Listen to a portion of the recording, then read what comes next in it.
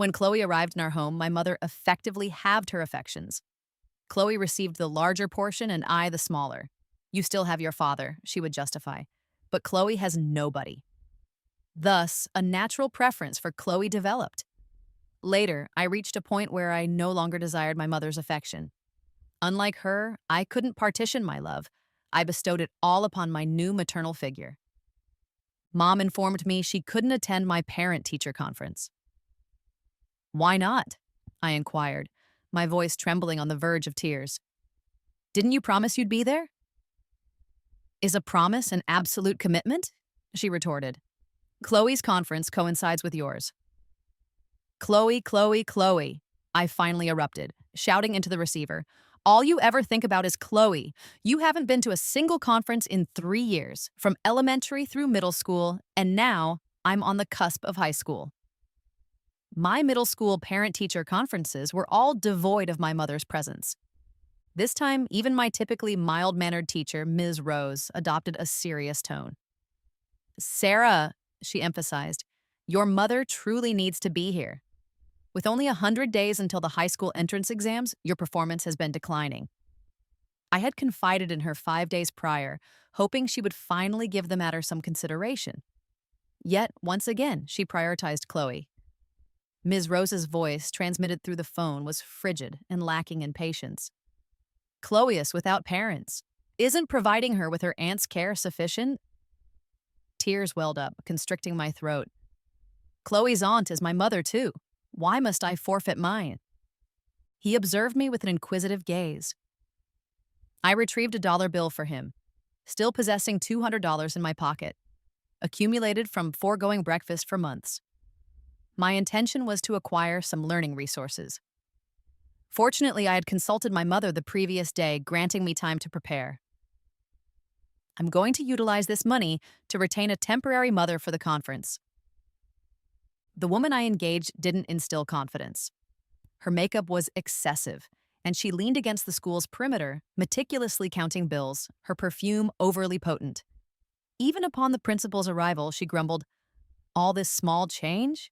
Honestly, what an inconvenience." Of course, it's in small denominations. I accumulated it gradually. She appeared untrustworthy, and I contemplated reclaiming my funds. Perhaps I could locate an alternative. But she darted away, just beyond my grasp, shaking the money. Understood. 3rd period tomorrow. I'll locate you then. Class 3, correct? Refrain from wearing that makeup tomorrow. And that's $200.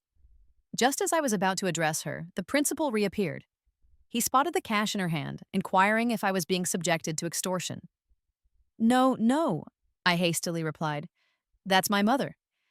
She was merely providing me with change, but I didn't require it. Thankfully, she departed swiftly. Your name is Jessica. I instructed her to record it in her planner. I'm Isabelle, she declared, her eyes wide. Her attire mirrored that of the previous day. Flamboyant makeup, a pale foundation, a brown leather jacket, and the overpowering scent of inexpensive perfume.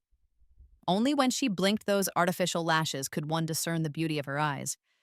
However, her appearance didn't impress me. My mother's Jessica, so you're Jessica as well. I replicated my mother's tone when purchasing produce. Businesslike. Didn't I request you to forgo that makeup? She grumbled. Then a smile emerged. Direct me to your classroom, yes? 8th grade, class 3? Will your teacher detain me for a reprimand? Be forewarned, those $200 do not encompass scolding fees. You should have mentioned that sooner. I paused in the corridor. That's the arrangement, understand? She stated impatiently. Fine, consider it a charitable act, shall we? No need for such a stern demeanor, child. I wasn't attempting to be stern, merely desperate. She was unaware that those $200 represented my entire savings. I couldn't dip into lunch funds for study aids. If she added fees, I would have to utilize dinner money. But her unexpected display of generosity provided relief. At the classroom entrance, I awkwardly expressed my gratitude. Yeah, whatever, she dismissed and proceeded inside. A thought surfaced. Isabelle, I halted her. Could you grant me another favor? Don't overstep. But I persisted, the words tumbling out. There's Mark and Ashley. Could you engage with them and their parents? Convey that you're my mother and are cognizant of their actions towards me. If they attempt it again, you won't hesitate to intervene. Isabelle cursed. I didn't comprehend her profanity. Does that incur an additional charge? How much? I pondered. Before I could complete my inquiry, she interjected, You're experiencing bullying at school? Her countenance darkened. With a sweeping gesture, she entered. That service is complimentary. During the conference, we all waited outside. I observed her sifting through my desk. The teacher cast several glances her way, but she continued flipping through pages, oblivious to everything. The more she rummaged, the more her expression intensified with anger. I questioned whether engaging her had been a prudent decision. That uncertainty peaked when I witnessed Hannah from next door exiting. Hannah had introduced me to the concept of hiring surrogate parents. She struggled academically, but feared her strict family. She engaged a stand-in parent for her conference, even providing the teacher with the fake parent's number. She peered through the glass at my seat. This is who you contracted? Observe them. They're likely worth a mere $50 or $60 at most. 50 or 60? I stood, taken aback. Don't inform me you compensated her 100, Hannah exclaimed, startled. Even factoring in phone answering duties and parent-teacher conference appearances combined, I only receive $80. Prior to Isabelle confronting Mark and Ashley, I contemplated reclaiming at least $100. But as she approached those children's parents to reason with them, I reasoned that 80 would suffice, especially when Mark's parent, imposing and large, attempted to argue. Isabelle swiftly silenced them with her incisive words, book in hand. The classroom buzzed. Her boisterous voice attracted onlookers. The two parents, embarrassed, hastily departed with their children. Isabelle emerged triumphantly. Hold on, I interjected. The teacher will likely wish to converse with us shortly. Remain until everything is resolved before departing. I didn't immediately request a refund. I wasn't foolish. What if she refused to cooperate during the teacher's discussion? The homeroom teacher was occupied with other parents, so Isabelle and I conversed in the hallway. She prodded, Desire to retain me to intimidate them again? A mere $30 per instance. I recalled her earlier ferocity. Mark and Ashley were undoubtedly frightened. There was no possibility they would bother me again. She was likely seeking to extract additional funds from me. I was aware, but to ensure her subsequent performance, I was compelled to nod in agreement. See, she snapped her fingers. A favorable arrangement, correct? Soon enough, the teacher emerged. Observing Isabelle, she frowned slightly and inquired, Teacher, I'm Jessica. Let's proceed to my office to discuss Sarah. All right.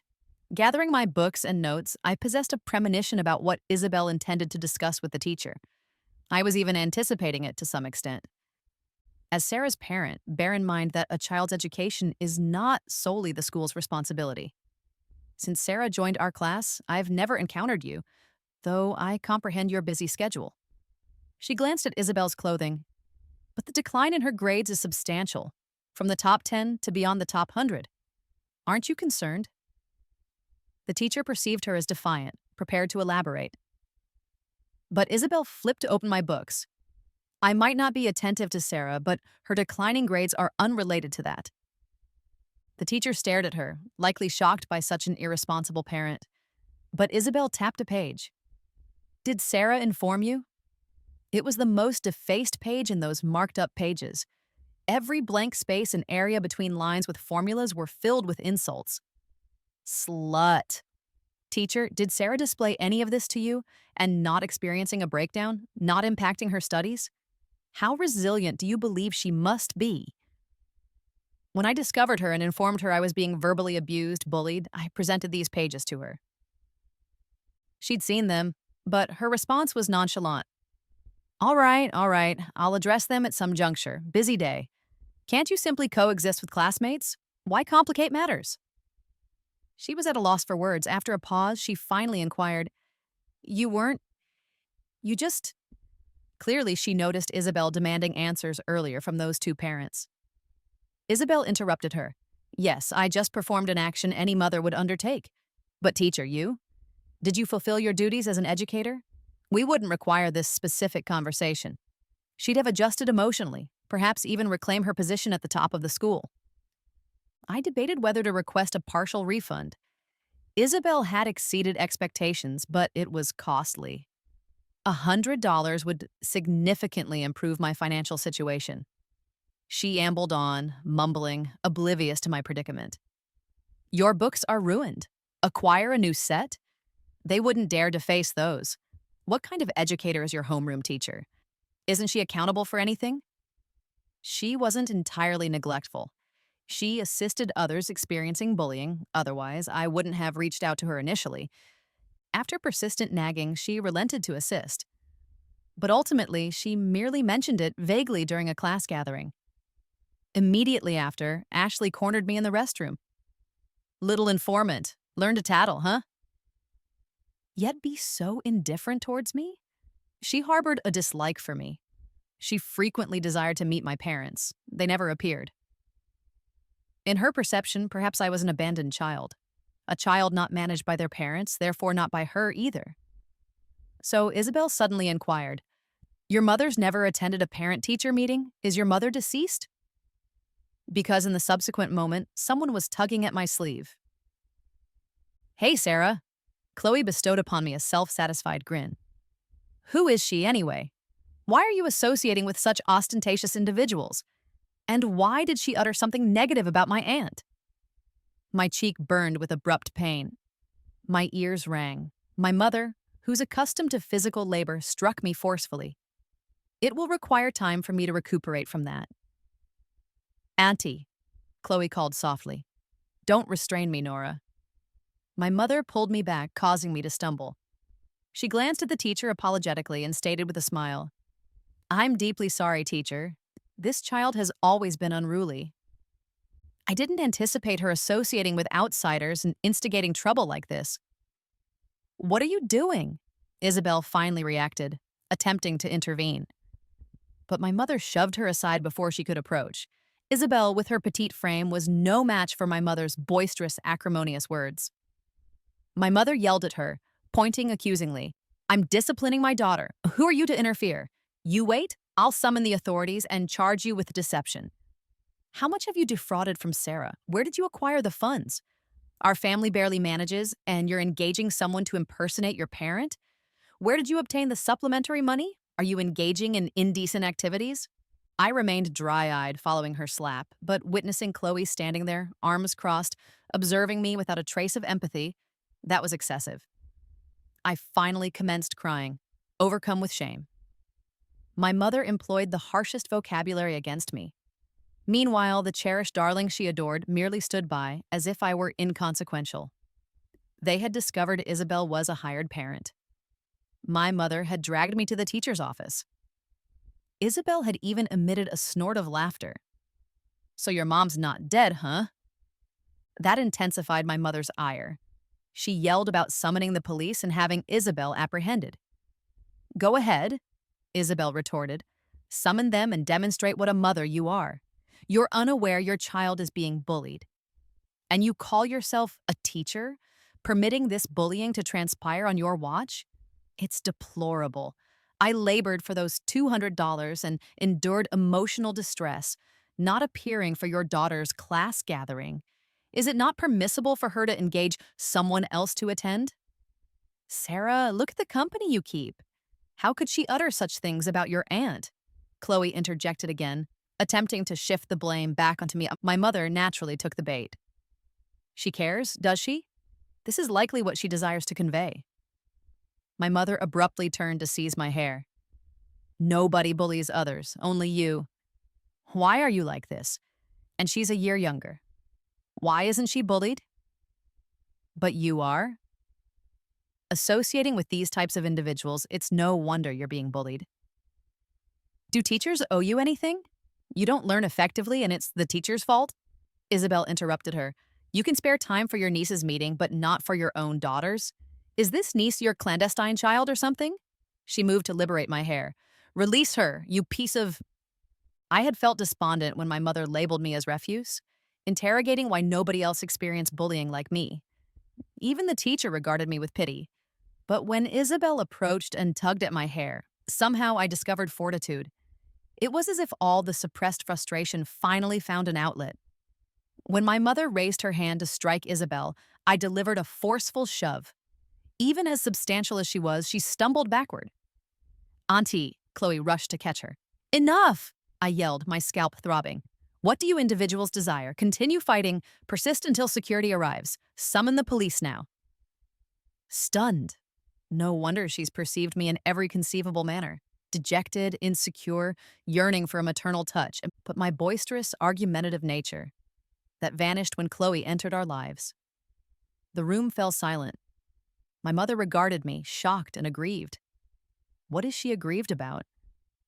I felt a pang in my chest and through my tears yelled, You inquired why they don't bully anyone else, only me? Mom, thanks to you. Do you recall when I requested you to purchase me a bra?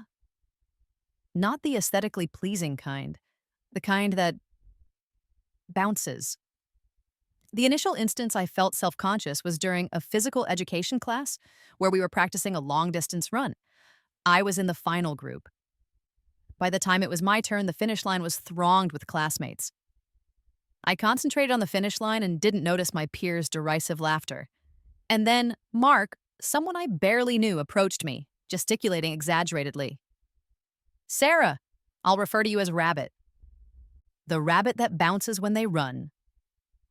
I didn't comprehend, but his gaze descended, and laughter erupted among them. Abruptly, I grasped his meaning and shoved him forcefully, and bullying commenced with a simple moniker. The subsequent day, my desk was scrawled with malicious messages. I stood up in the hushed classroom before class, scanned the room, and met Ashley's audacious stare, matching my gaze. Lillian, seated adjacent to me, gave my sleeve a gentle tug and whispered, Ashley wrote it. Everyone witnessed it, but nobody dared to utter anything. I heard she's with Mark now. She stated you attempted to flirt with Mark while jogging yesterday. It's not me conveying this, but seriously, wear a bra. The next one had me blushing intensely. I am wearing a bra, I clarified. Not a tank top. She lowered her voice further. A bra. Tank tops can't provide support. Didn't your mother instruct you on this? I'll try, I mumbled. Honestly, who can discern bodily alterations more rapidly than oneself? I nervously inquired of my mother if we could purchase a padded tank top. But as soon as I mentioned it, she frowned and snapped, Money, money, money. We only possess so much, raising 2 children, and you're still not economizing. Do you desire us to subsist on air? Tank tops at the wholesale market cost no more than that. And when she says 2, I haven't received any allowance in 6 months, beyond lunch money. Prior to Chloe's arrival, I received $10 weekly for allowance. Couldn't acquire much, but at least spicy strips or noodle snacks weren't unattainable. But after Chloe arrived, it appeared as though my mother forgot about me. She purchased Chloe fashionable attire and enrolled her in classes. I used to attend classes as well, but that month my father's paycheck was slightly diminished. Sarah, I feel like you've learned to swim proficiently enough. What if we took a hiatus? She suggested. Nora just joined our family. Have some empathy for your mother. It's not facile for her. What I didn't comprehend then was that hiatus would endure for 3 entire years. From tutoring classes to my room, to my home, and now even my tank top funds. Mom never escorted me to acquire a new tank top, so I instructed myself to conserve my breakfast money to purchase one. The market vendor wouldn't permit me to try it on, and I lacked negotiating prowess. The tank top I brought home was a bit small, and when I went back, she wouldn't exchange it. But that's okay. It was superior to the old one. However, after 3 years, straps loosen, and they can't keep pace with a maturing physique. I believed I required a new tank top. I didn't realize it was time for a bra. Mom interrupted. Why didn't you inform me? Attempting to conceal something. Are you attributing blame to me for not perceiving your body's transformations? Everyone blames me. But is it effortless, caring for 2 children? Is it? Mom, I did tell you, but you must have forgotten. I informed you I was being bullied at school, ridiculed. You stated I was overly sensitive. I even requested you to visit the school to support me, but you dismissed it. I told you I needed a bra, and you accused me of being excessively vain, prioritizing appearances over academics. You tossed me $100, claiming it was more than sufficient for 3 bras, and instructed me to procure them from the market on my return from school. But when I returned to my room to retrieve clothing, I inadvertently observed Chloe changing.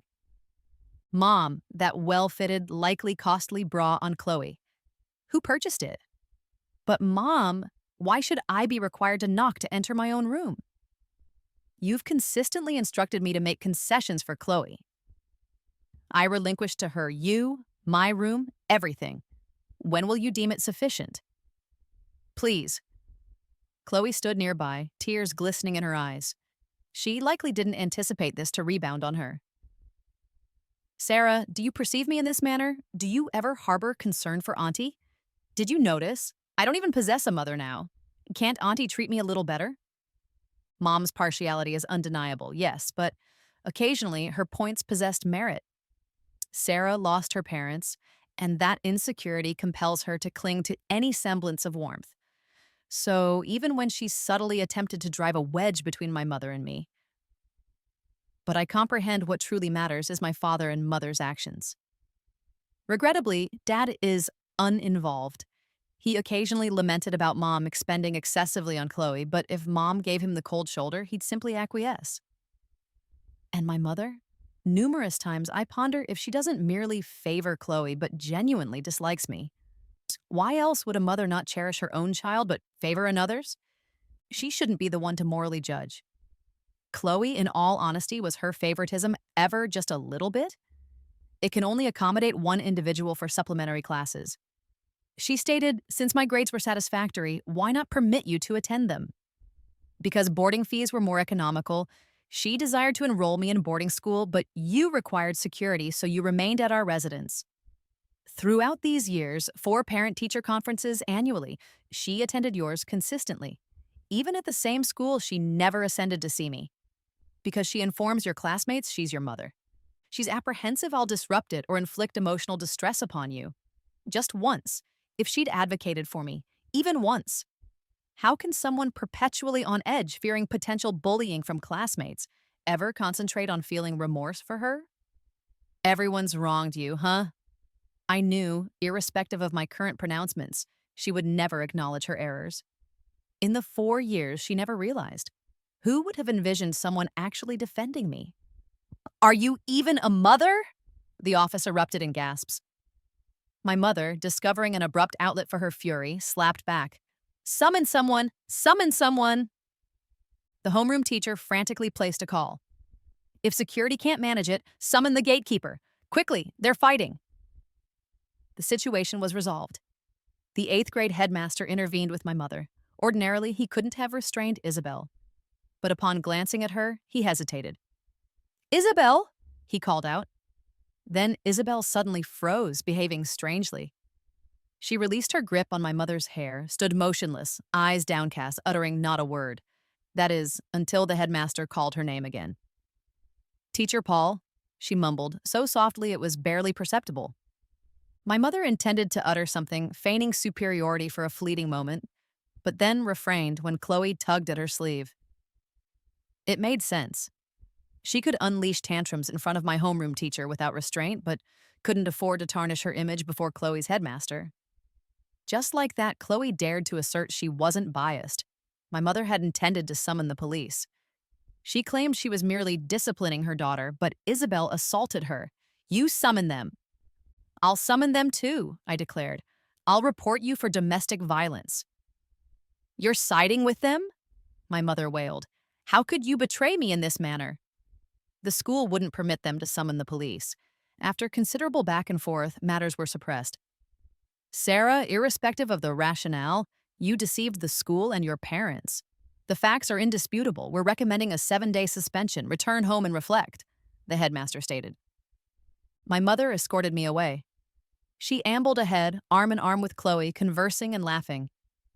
As I exited the doorway, I glanced back. Isabelle stood beside the headmaster, tears brimming in her eyes. Those 7 days were arduous. Resorting to tantrums or whining wasn't an option for me to garner my parents' attention. Back home, it was as though I were invisible. As soon as my mother entered, she proceeded directly to the bedroom.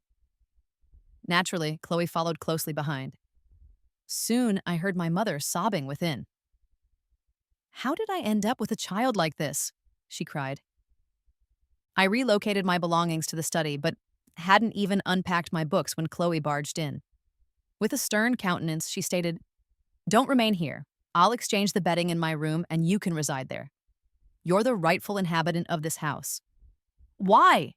My mother rushed over after hearing the commotion. "Is crying supposed to rectify everything?" "Chloe, don't concede. I still possess authority in this house." He arrives quite late, appearing exhausted, and opened the door with an irritated gesture. Arguing? What are you arguing about? Can I ever experience a respite?" Appearing indifferent. "Sarah, can you simply be reasonable? Every weekend you're back, it's merely additional conflict. Can't we simply savor our time?" This is why I don't resort to dad when mom treats me in this manner. They are alike.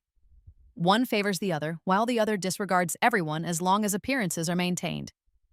I'm weary. Can't they cease causing me distress? Is one of them even marginally superior?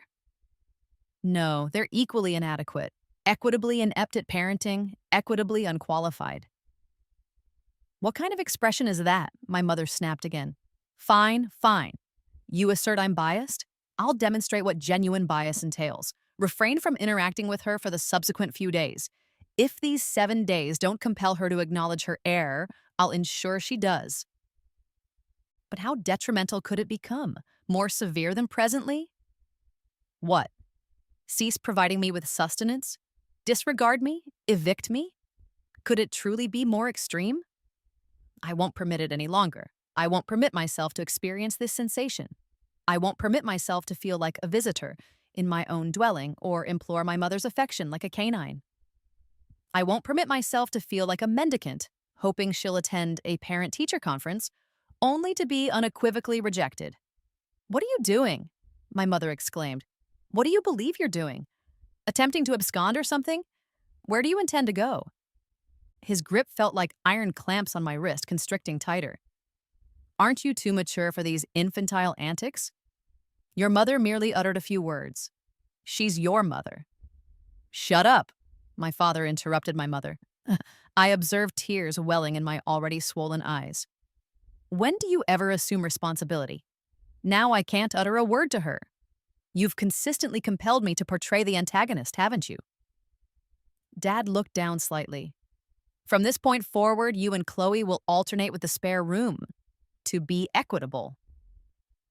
Equitable. So he comprehended equity. So he comprehended they were being unjust to... Dad, do you believe I solely resent Mom's favoritism? Do you believe today was solely her bias and my instigating a disturbance?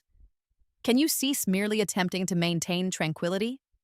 How come now you desire to manage matters equitably but not previously? Doesn't she? Is she solely left with you two, her uncle and aunt?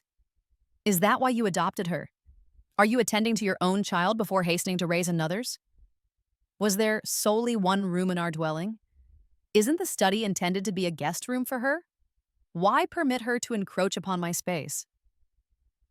Cease it. Your mother inducing a headache in me is sufficient. So now you're aggrieved I'm creating a commotion. Why am I causing difficulty now? Because I couldn't previously. Now you're aggrieved I'm compelling you to confront the issue, but you've never attempted to address any issues previously. You've blamed me, then blamed your father, and now Chloe. But when you weren't present, the three of us had a harmonious existence. I didn't have you to blame me. If you're so discontented with this family, then... All right. I shook off my father's hand and bolted out of there. The instant I opened the door, the cold assailed me.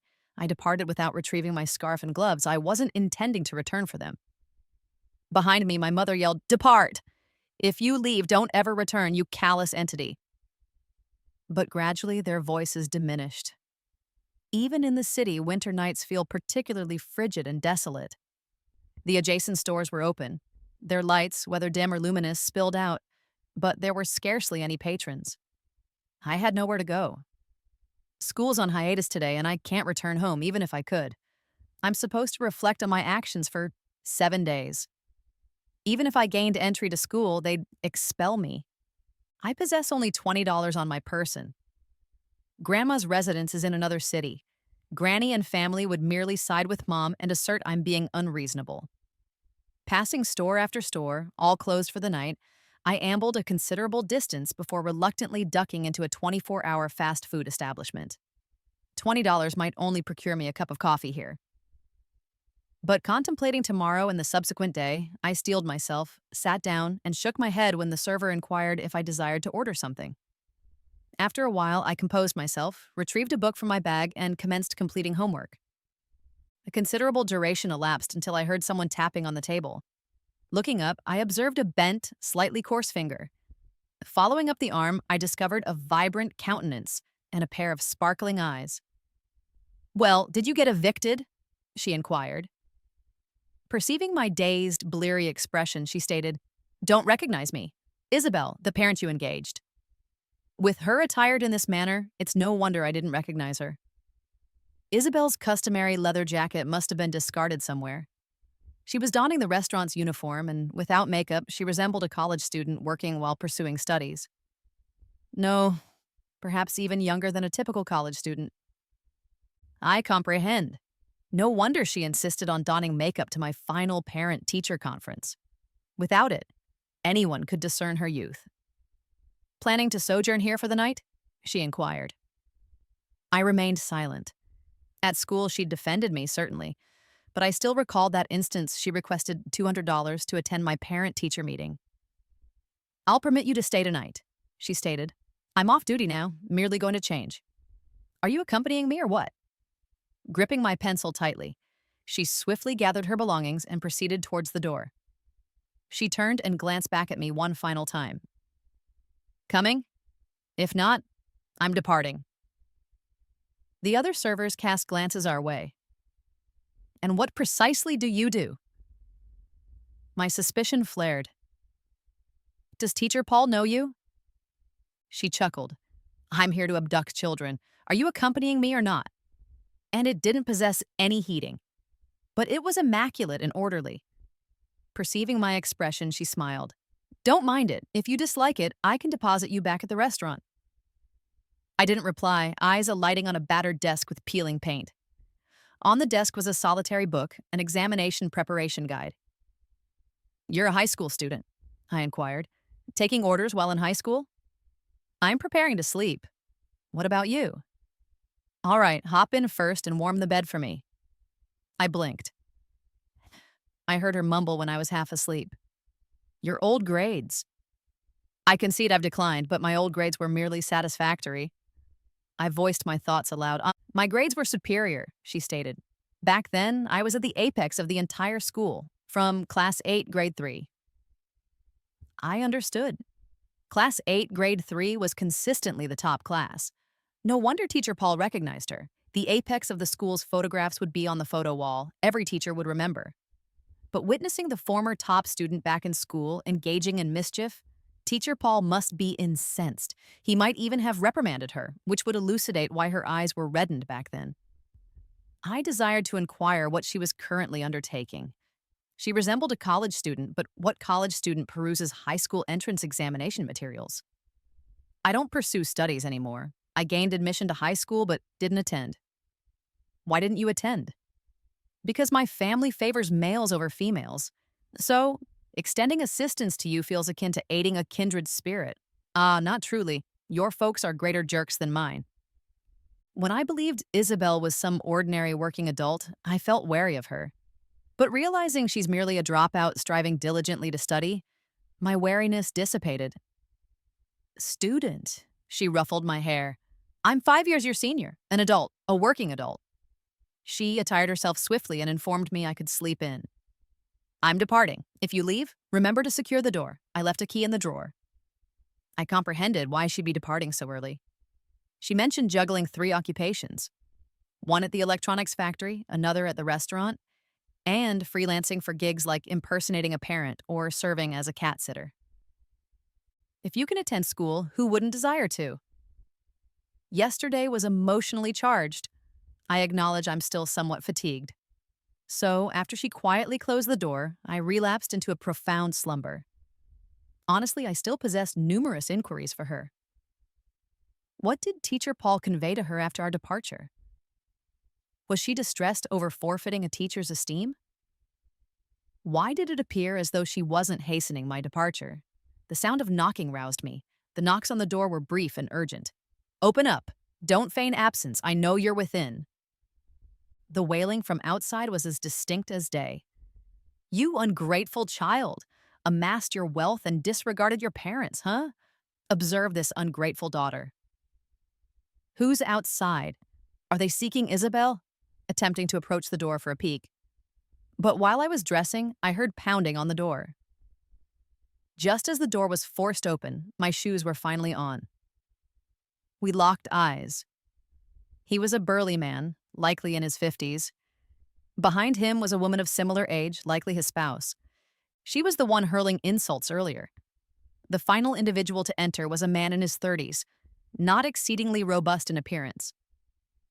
The 50-year-old man's eyes displayed a hint of guilt. Who are you?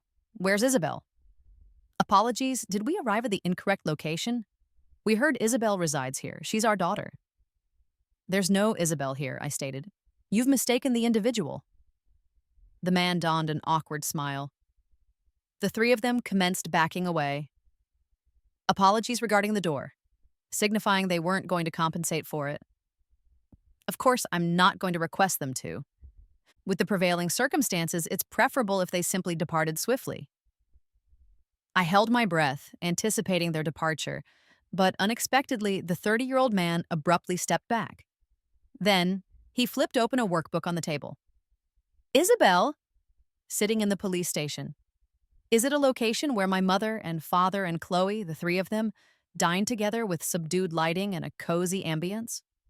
Where Isabelle was incarcerated for over 10 days, merely to ensure she'd miss high school enrollment. That couple was meticulously examining their 30-year-old son's arm, blowing on it and anxiously inquiring if it pained him. I thought, that's a home. That's Isabelle's brother's home. Chloe's home, but not mine or hers. So when the police officers requested my name, I refused to provide it. Look, child, the officer was somewhat at a loss. From what you've conveyed, this isn't primarily your fault. Merely disclose your name and your parents' contact information, and we'll arrange for someone to retrieve you so you can return home. I remained silent. But if you refuse to cooperate, I wound up at the station, but I genuinely didn't desire my parents to be informed. They'd merely lament about me being a source of concern and act as though, see, you stated we're biased, yet when adversity strikes, who do you resort to?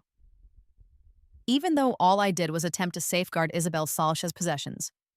This morning, once they confirmed that this room belonged to Isabelle, they simply commenced demolishing her belongings.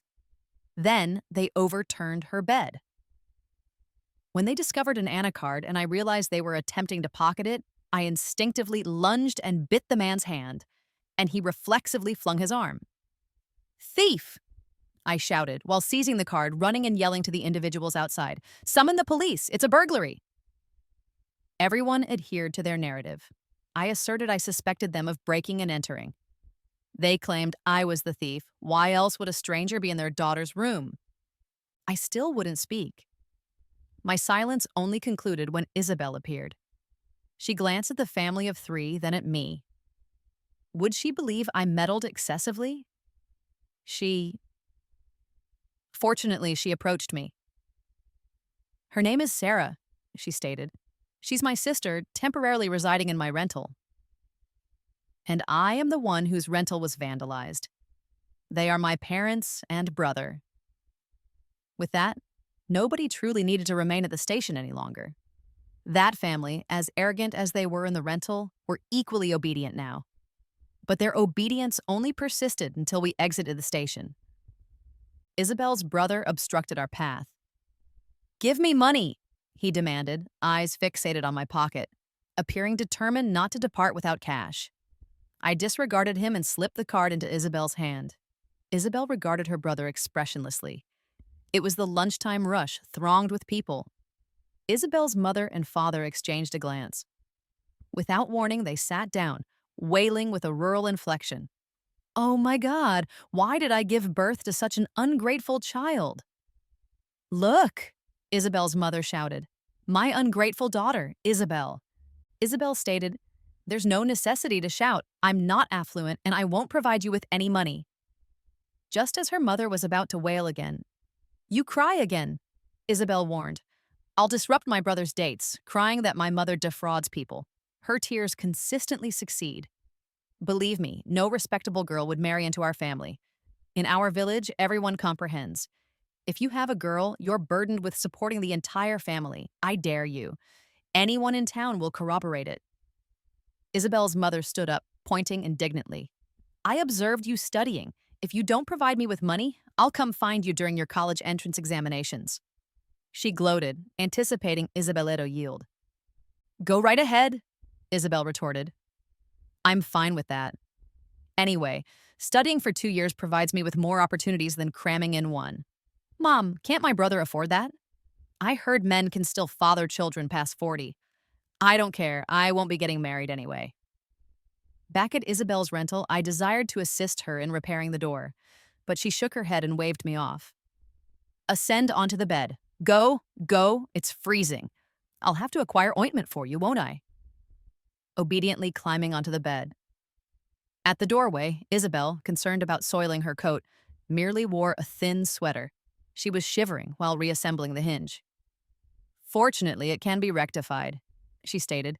Otherwise, the landlord will extract more money from me. The landlord's unjust? Sure, but this location is the most economical available. When I'm unoccupied, I assist Isabel in verifying the answers on the worksheets she completed. The error rate is quite substantial. Huh? Isabel managed to repair the door before dusk. While lying in bed, she whispered, Hey, thanks. Thank me, but still address me as hey. I possess 40,000 yuan in my account, she stated. It's all my savings from working. It's for college tuition. Sarah, she appeared to comprehend my intentions. I didn't possess a choice back then. You can harbor resentment towards your mother or father, but don't sever ties now and don't discontinue your education. Life after dropping out is arduous. 7 days elapsed swiftly. On the 7th day, Isabel proceeded to work and I went to school. She stuffed 200 yuan into my hand. It was the same small change I'd provided her previously. Scram, she stated. Don't return. I regarded the money in my hand. Don't desire it? If you don't desire it, return it, she stated. I took it. I hastily shoved the money into my pocket. I'm departing. I'll visit you over the weekend. Get lost, she stated. Don't return. Much, much later, Isabel informed me she had prepared herself to never encounter me again. After all, I was an intelligent child. If she advised me to return home and apologize to my parents, I'd likely comply. So it was astonishing for her to encounter me again so soon. The instant I arrived at the school gate, my parents rushed out. Where have you been? My mother shoved me forcefully and then pulled me into her embrace. Sarah, you callous child, are you beyond being reprimanded or struck now? Where have you been?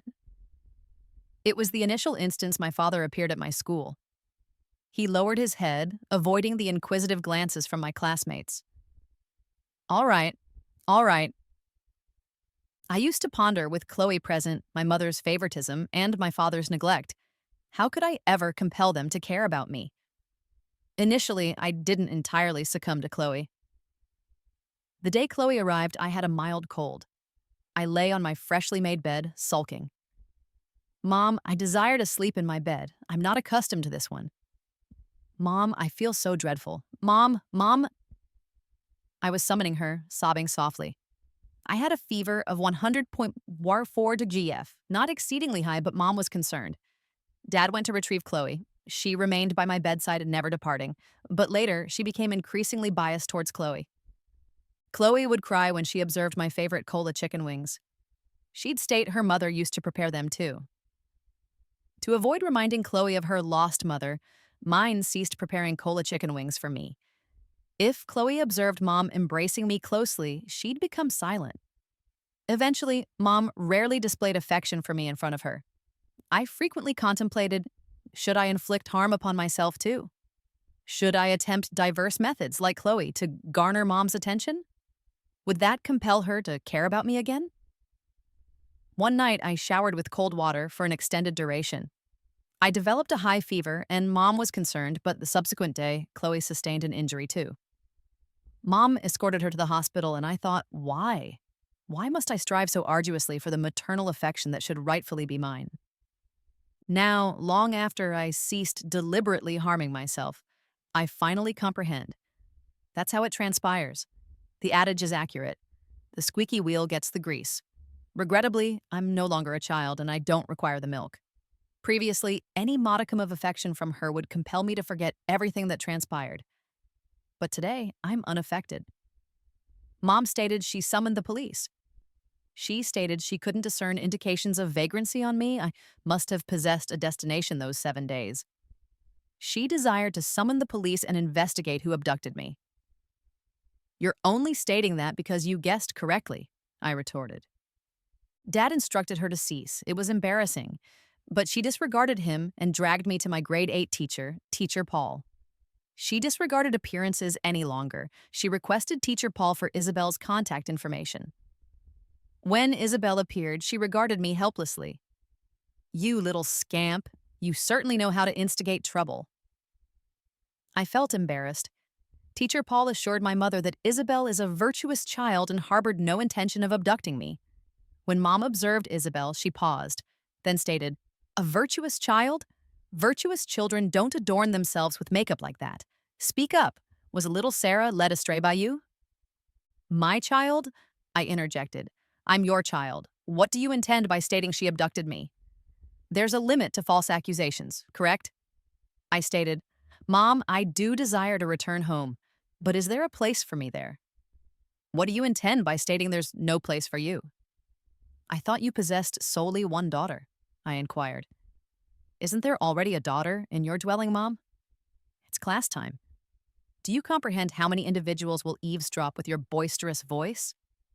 Do you comprehend, after you depart the school, classmates might assert I deteriorated from associating with individuals from outside? Aren't you apprehensive I'll continue being bullied?" Mom's countenance reddened. "You emulate others but won't permit me to discuss it, huh?" This time didn't await Isabelle to speak. Perhaps my mother was correct. I did learn something from Isabelle, but I learned how to manage her. "Since you've perpetrated it, don't be apprehensive about discussing it," I stated. "Mom, let's converse outside Chloe's classroom. It's thronged there. We can discuss how Chloe's mother appears for every open house, but she's actually her aunt. Her aunt possesses a daughter in the 8th grade upstairs, but she's never attended a single open house for her own. We can discuss how Chloe receives all manner of tutoring annually, while Sarah has to scrimp and conserve for a set of materials during her boarding school weekends. Let's discuss how by 6th grade, Chloe was already donning expensive, well-fitting underwear, but Sarah was in 7th or 8th grade and still endured ridicule with the moniker Rabbit. Mom, didn't you deem all this customary back then? Permit me to inquire, would you dare to utter these pronouncements at the entrance of Chloe's class?" "You?" Mom was incensed. "Mad at you." "Mom, let's proceed and articulate it." Isabelle's parents and brother were a family, and to maintain control over them, they needed to possess something to forfeit.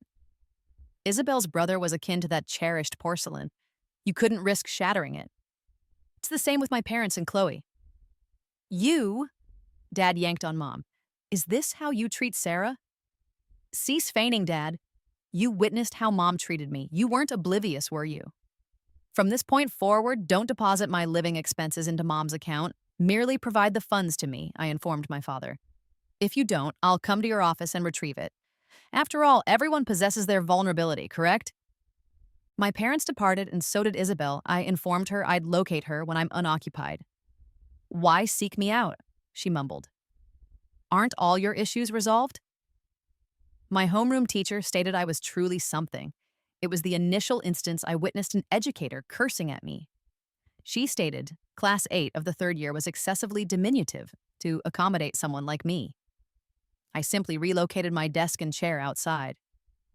As I relocated them, Ashley and Mark stole a glance at me.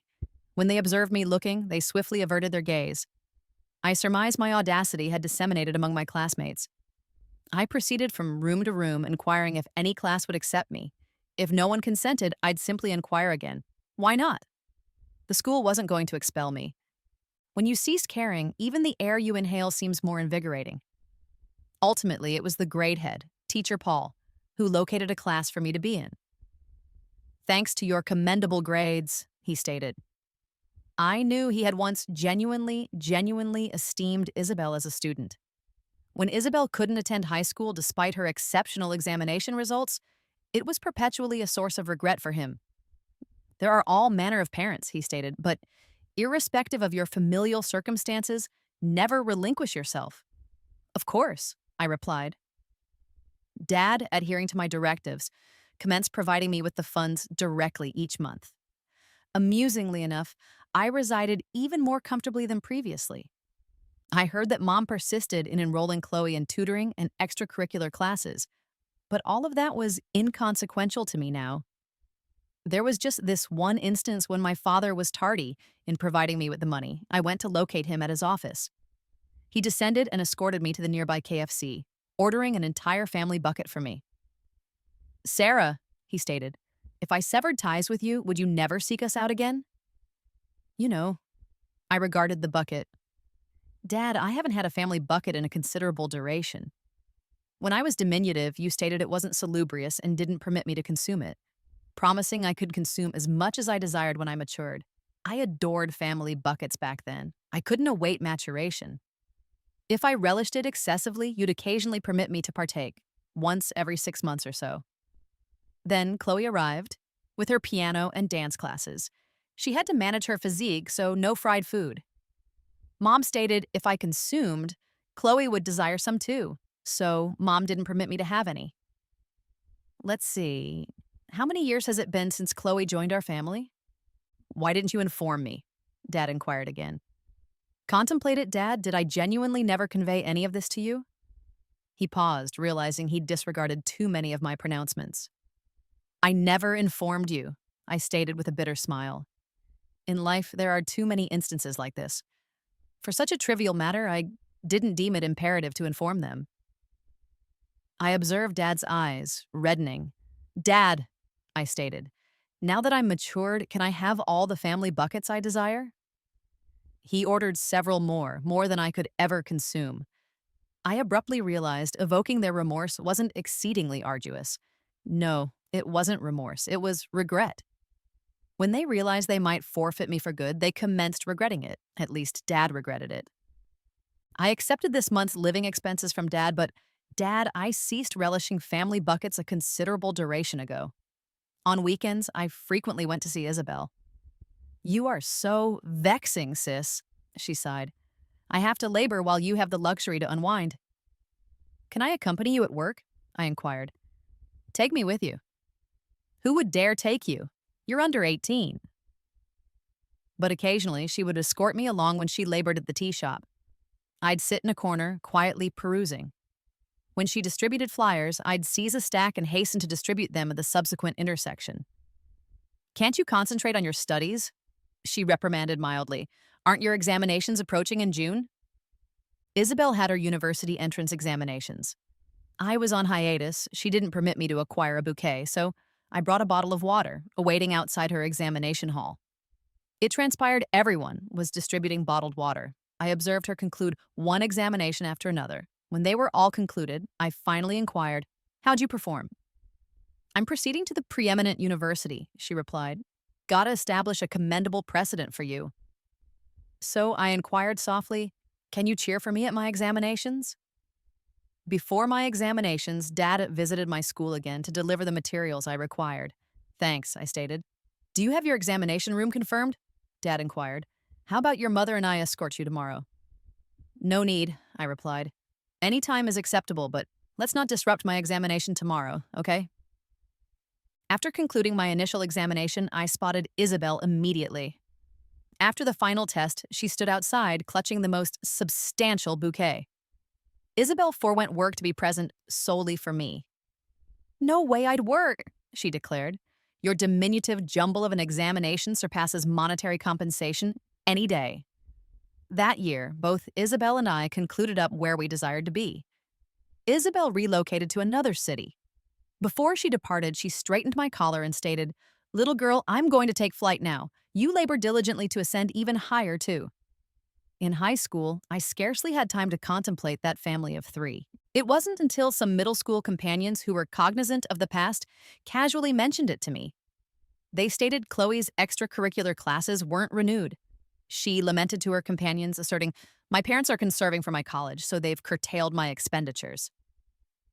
In the final month preceding the college entrance examinations, I went to retrieve my allowance from Dad and informed him, "You don't need to provide me with pocket money any longer." He appeared somewhat bewildered. 3 years later, his hair was perceptibly whiter. I had attained 18. I stated, "You don't possess the obligation to sustain me any longer. After the examinations, I'll apply for scholarships and work-study programs. You two aren't at retirement age, so don't come seeking me, okay?" I added.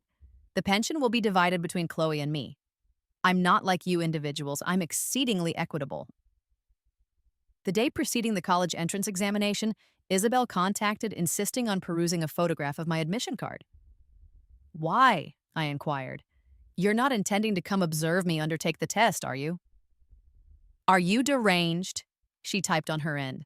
"Are you out of your mind? I have to labor, you comprehend? Earn monetary compensation, too." Then video call me. She didn't reply after that. When I concluded my initial examination, I observed her outside the test center, attired in a cheongsam. Among all the mothers in Chipaos, she stood out, looking so youthful and beautiful. "Didn't you say you wouldn't come?" "Come on, why are you crying?" She wiped away my tears. "You have another exam in the afternoon. If I knew you'd cry, I would have waited till the last one to surprise you."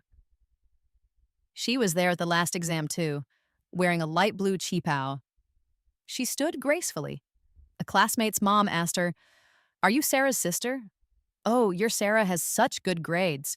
She's bound for Tsinghua or Peking University, right?" "She's not," I chimed in. "She's my mom." 3 years later, Isabelle got married. She didn't invite her parents. Her groom asked if she'd want me as her bridesmaid. Isabelle said no. "I want her sitting with my family." Giving a speech at the wedding rehearsal, I recited a speech. "Thanks for that day when we met, Isabelle. A couple $100 and you became my pretend mom." How's that, Isabelle? "Perfect," Isabelle said. "You, who were once trapped with no way out, broke free from the house of Anna. I, once ignored, received all the affection. We're both going to be happy, all right?" Epilogue. Sarah got married at 25. The wedding took place in Los Angeles. From back home, Sarah only informed a few high school friends. Somehow her parents still found out. That day, as Sarah watched the team set up the wedding venue, her phone suddenly rang. She glanced at the caller ID, a number she would see during special occasions. Sarah rarely answered, and even when she did, she wouldn't say much, just silence until they hung up. This time was no different, but from the other end came a familiar yet slightly aged voice. It was her mom. "Sarah," she said over the phone, "we've arrived in Los Angeles at the airport now, and we're not sure how to get to you." Sarah thought for a moment and then called her fiancé, Brian. "Are you free now? Can you pick up a couple of people for me?" Isabelle had no reaction to Sarah's parents coming, just cursing whoever let it slip. Isabelle's husband, on the other hand, seemed relieved. "Good thing your parents are here. I'd hate for Anna to be grown and ready to marry before I've let her go." Isabelle was so mad she stomped on his foot. "Can you not be such a smart mouth?"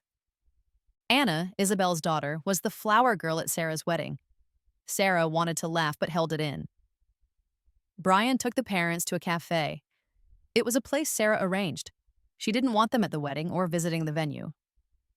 After Brian arrived, Sarah quickly handed wedding arrangements over to Isabelle and headed to the cafe. Before leaving, Isabelle worried Sarah might get hit again. Sarah waved it off, saying she's too old to have that bad of a temper. "Besides, Brian will be there, right?" "She is quite old."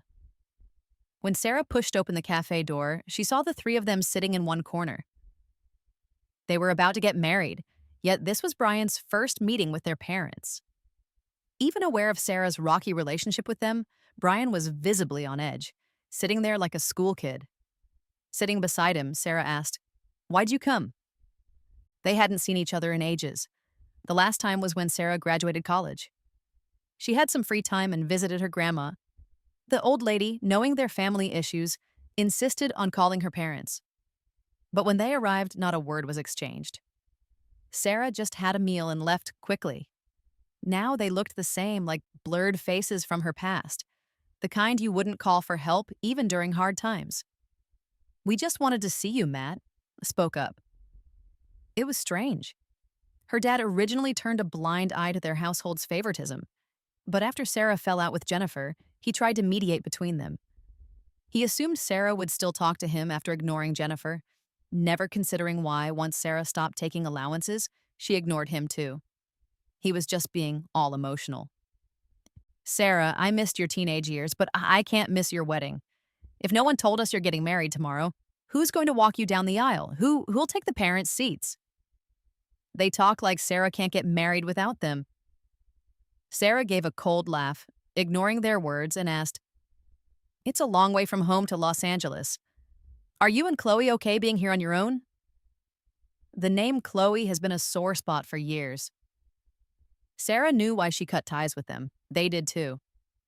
So during today's meeting, they didn't mention Chloe at all. But Sarah didn't mind bringing her up. Sarah was determined to rip off that Band-Aid. "You're not my parents. You're Chloe's parents. If you want to attend a wedding, feel free to go to Chloe's." Sarah was not one for mercy. "I didn't have you there for my high school entrance exam or my college one," she continued. "You don't think I'd suddenly need you at my wedding, do you?" Sarah had come apart from her parents, but that didn't mean she lost touch with everyone else. Family, old classmates, even teachers. They all told her to let it go, but how can you just let it go? Why should she? Matt clearly misunderstood. "Chloe, we haven't been in touch with Chloe for ages, Sarah. When we realized you were bothered by Chloe's presence, we thought about sending her to her grandmother's, but at the time, Chloe was just entering high school, a critical time for studies." "Critical time for studies?" Sarah wanted to laugh. She wanted to say it was also a critical time for her studies, too. He went on, "But we stopped all those classes for Chloe, Sarah. We were ready to give you all our love again back then." But is love that comes too late still love? Does love that she's already moved past still count? Sarah was fed up and ready to leave. "I'll book you 2 tickets, but that's it. I won't spend another dime on you. Go back," Sarah said. "Sarah, I was sick," Jennifer suddenly said. Sarah paused in her movement. Jennifer remembered little Sarah used to be such a caring child. One year, when Jennifer caught the flu, Sarah didn't even go to school. Instead, she stayed by her side, fetching her water and feeling her forehead, asking if she felt uncomfortable. But that was when Sarah was very, very young indeed. It was, "Let Chloe take care of you," Sarah said. "If you're short on cash, then come to me. You raised her till she was 18. She ought to take care of you." Sarah wouldn't let them stay, even if they said it was about the wedding gift. "No way. I booked your ticket for today." Sarah rubbed her temples. "Please stop bothering me. I'm getting married tomorrow. I don't want to think about you and be upset." Brian had one good trait. He didn't meddle much in Sarah's decisions. When Sarah stood up, he did too. "Sarah," Matt called out to her. "Maybe Brian can drive you to the airport right now." "Oh, and the coffee's on me," she reminded them. "Drink up and head home." Brian didn't say much at the cafe, but on the way back he spoke up. "They kept asking how you're doing, Sarah." Sarah remained silent. "No biggie," he said softly, holding her hand. "I'll support you no matter what." Only then did Sarah realize her hand was trembling slightly. Faced with those two, she held it all together, but now she saw the storm of resentment inside her. People always say time will dissolve grudges. How does one dissolve such anger and refusal to accept things? With everything busy with the wedding, on the big day, Sarah got no word from her parents. As she made her entrance, guests who weren't at the rehearsal asked who would lead her down the aisle, who would hand her over to the groom. "I don't need anyone," Sarah replied. "I can do it myself." The wedding was perfect. When going through the gifts, Brian found a card. "Who sent a bank card?" Brian was curious. Sarah tucked it away. She knew exactly who sent it and that they hadn't left after all. As she walked the aisle, flower petals at her feet and streamers flying, two pairs of eyes watched her silently. But that was no longer her problem. After the wedding, Sarah went back home for paperwork. She had a household register, so she didn't need to go home itself and avoided seeing them. Sarah checked out the bank card at the ATM. The PIN was her birth date. Easy guess. It had a full $20,000 in it. 20 grand. Sarah remembered Matt lost his job back when she graduated high school. 20 grand wouldn't be small change for them. But Sarah thought it over and didn't return the card. They were right. Up until 6th grade, they hadn't been unkind. Sarah had it all figured out. She'd deposit $1,000 a month until they hit 60, then she'd use that money to get them a caregiver. Isabelle and Sarah came back together. On the way, Isabelle asked Sarah if she wanted to reminisce about their youth. Sarah shook her head. There wasn't much worth remembering from hers. So after returning for 3 days, she ended up lounging in the hotel for 2. On the last day, on the way to the train station, Sarah suddenly realized she forgot to bring water, so she pulled over to buy a bottle from a roadside kiosk. A bunch of guys were sitting outside, shirtless, playing cards. One of them noticed Sarah walking toward the shop and yelled out, "Chloe, Chloe, where have you been? We got a customer." Sarah paused for a moment, not really wanting to go in, but there wasn't another shop nearby, so she went in anyway. Inside, she saw a woman in her 30s, a bit overweight, rushing out with a baby in her arms. She was tugging her shirt down as she walked, probably nursing the baby just moments earlier, and her shirt barely covered her belly. Sarah stole a glance at the woman's swollen joints and the fine lines around her eyes. Not Chloe, she thought. Sarah grabbed 4 bottles of Coke from the shelf and headed to the register. But then the woman suddenly called out, "Sarah? Sarah, is that you, Chloe?" Sarah tried to find traces of the girl she once knew from the woman's features. "How did you end up like this?" Chloe should only be 24 now, but she looked nothing like a young woman in her 20s. Sarah remembered Chloe in middle school, tall and leggy because of her dance classes, like a proud swan.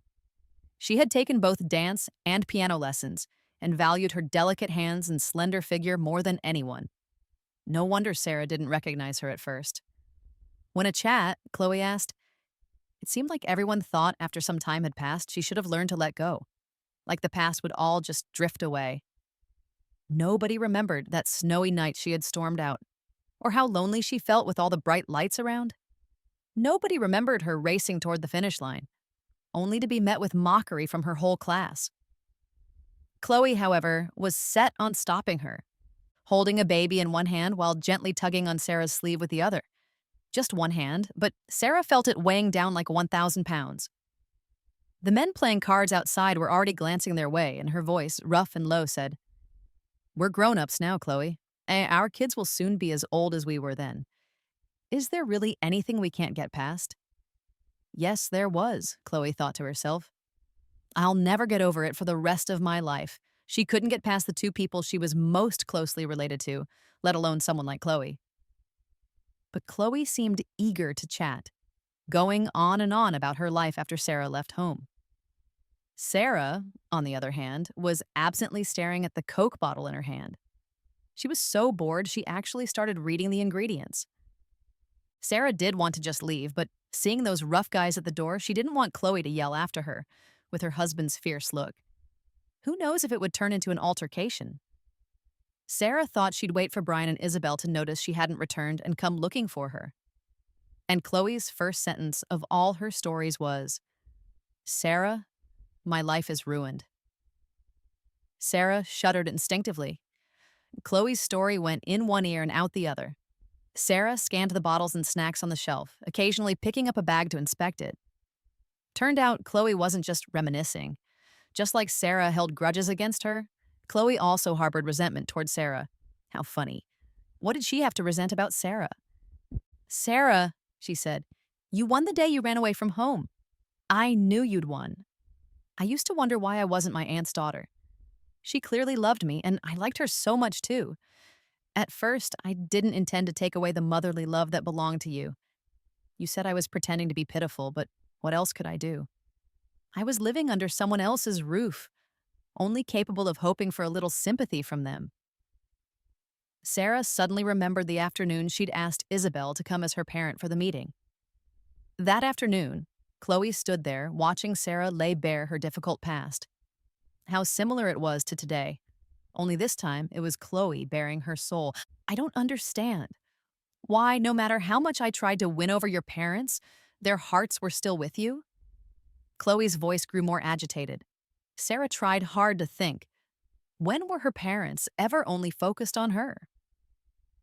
You know, after you left the house, Aunt Ginny stopped caring about me.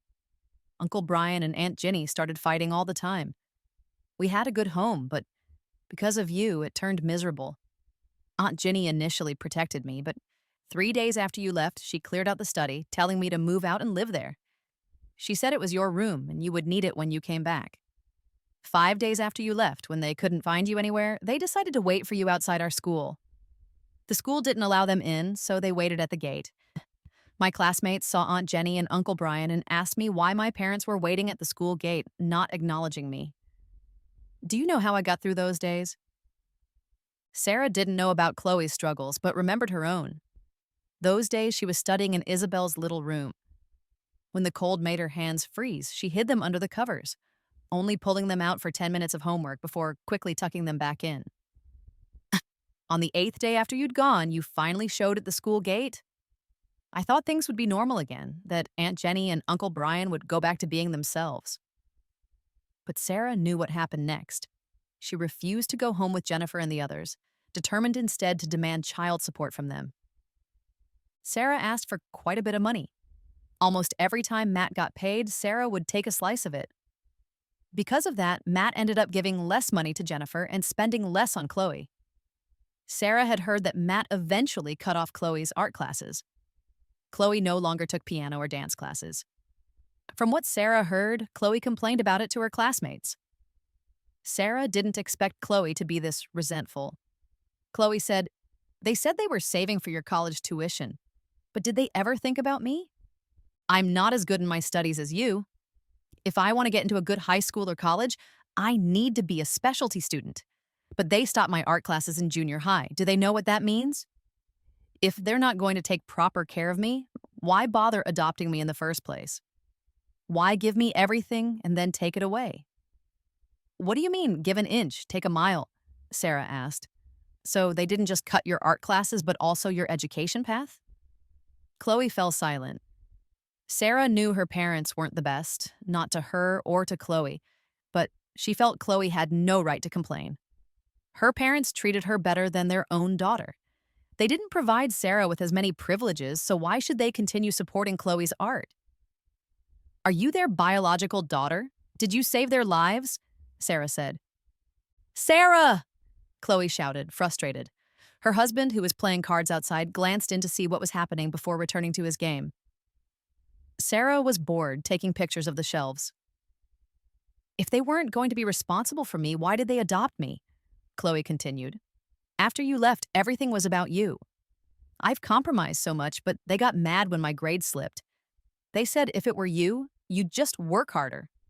Why should I be compared to you, someone they don't even like?" Chloe wanted to provoke some kind of anger or sadness in Sarah, but Sarah just saw her like a clown now. "I kind of already know what you've been through," Sarah said. Sure, Sarah cut ties with her parents, but not with her past friends and classmates.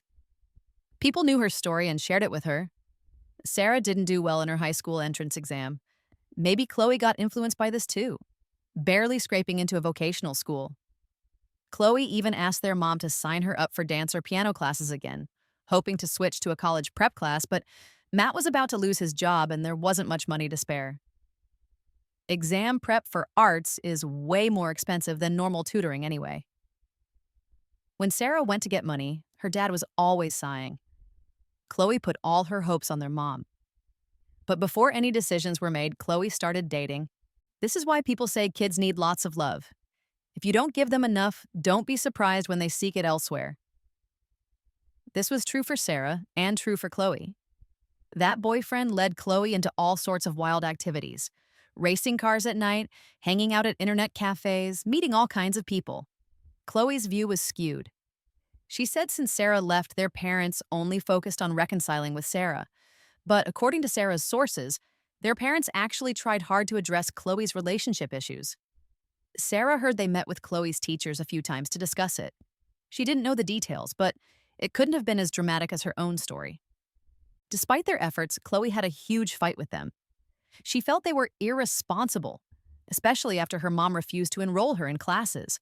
So she and her boyfriend decided she'd drop out and work at an electronics factory for a year. She wanted to earn money and chase her own dreams. Sarah thought if only Isabelle had heard about this, she'd laugh herself silly. Their parents ended up feeling disappointed. They tried to reach out to Chloe, hoping to salvage the situation. But whether it was Sarah's departure or just losing faith in them, Chloe was done. She left to work down south. But dreams are big. Reality is not. Working, she thought she'd save up for her dreams. Once in the real world, she found out how quickly dreams fade. A lot of people think they'll earn money and then chase their dreams, but not everyone is like Isabelle. At 18, their parents gave up on Chloe and sent her back to her grandma. But by then, Chloe didn't care about getting ditched by them. She dropped out of high school, worked in a factory for a year. At 19, she moved in with her then boyfriend. Just like Sarah never went back, Chloe never did either. The following year, her boyfriend went away to work. She focused on her studies. But halfway through, needing more money, she packed up and left to work again. In her third year, she got pregnant. They hastily got married, Chloe wanting their parents to attend as her family's representatives. But they showed up only as distant relatives. There were some good takeaways, Sarah said. You chose someone yourself and you're still with him. While saying this, Sarah glanced at the man playing mahjong outside. Chloe let out a crying, laughing sound. She had fought for another possibility at some point. Whether she's happy or not now, only she knows. Sarah thought, out of all of them, none probably got what they truly wanted. She spent her childhood chasing her parents' love in vain. Parents put so much effort into raising their kids, yet some never appreciate it. And the one who gets all the love, once that love is taken away, ends up living a rough life. Sarah looked at the approaching Isabelle and her husband, along with her own husband. As expected, they came to get her when she was taking too long. Thankfully, she got out in time. Sarah headed out to meet the three of them, but Chloe even chased her to the door. Your mom got sick a year ago. I took care of her, but all she did was favor you. She was so afraid that after she died, I'd fight you for the inheritance. She even left a will saying everything goes to you. I just had my second child then. I was desperate for money. I was so stressed I couldn't sleep all night. But them? They saved up money for your dowry, not caring about me at all. And you, where were you then? She never cared about me. The poker-playing man finally felt something. He stood up and asked Chloe, "Who's that? Our sister?" But Sarah didn't stop walking.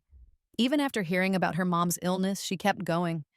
Even after hearing all the inheritance was meant for her, she didn't stop.